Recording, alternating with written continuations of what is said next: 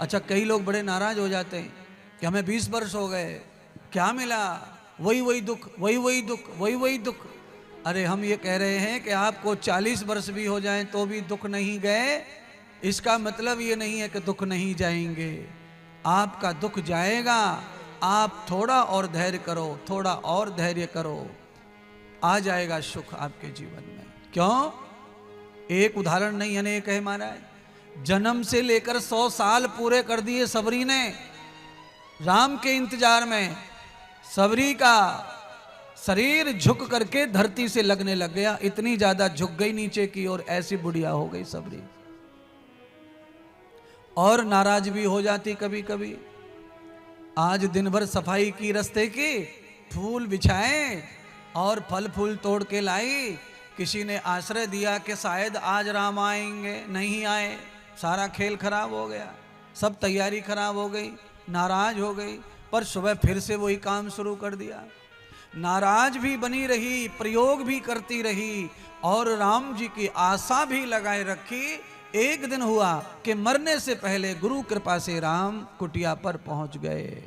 मरने से पहले इच्छा पूरी हो गई। अभी आप में से तो कोई सबरी जैसा नहीं हुआ बुढ़ा, और ना ही सबरी जैसा इंतजार आपने अभी तक किया। सबरी के जीवन में तो गुरु के सिवाय कोई और था ही नहीं। आपके जीवन में तो बहुत कुछ है। इसीलिए रिश्तेदारों के साथ भी आप अपना दुख शेयर करते रहते हो, मित्रों के साथ भी करते रहते हो, अपना आनंद बांटते हो, दुख बांटते हो। सबरी नहीं बांटती थी। सबरी के मन में एक ही वचन समाया हुआ था कि गुरुदेव दुनिया में नहीं रहे, पर जाते जाते गुरुदेव कह गए थे, सबरी मैंने राम को देखा नहीं कभी, पर मेरा विश्वास है कि इसी तरह तू अगर मेरा बात मानती रहेगी तो राम जरूर तुझे आएंगे मिलने के लिए। तेरे गुरु को राम नहीं मिले पर तुझे राम मिलेंगे, और इसमें कोई शक नहीं है। धरती पर जितने भी गुरु हैं उनमें से 2 4 5 को छोड़ दो, बाकी किसी ने भी राम भक्ति को नहीं देखा है। ज्यादातर ज्ञानी हैं गुरु किताबों की, बहुत कम गुरु ऐसे हैं जिनको साधना का ज्ञान है, जो साधक रह चुके हैं, साधक तपस्या कर चुके हैं, पर उन्होंने भी राम नहीं देखा। राम की मुलाकात उनसे भी नहीं है, ब्रह्म मिलन उनका भी नहीं है, पर उनके कभी कभी भक्त जो है इतने आगे निकल जाते हैं कि वो राम मिलन कर लेते हैं। जैसे प्रहलाद का नाम ले लो, ध्रुव का नाम ले लो। कल की ये पावन कथा आपको यही दर्शन करा रही है, यही सिखा रही है।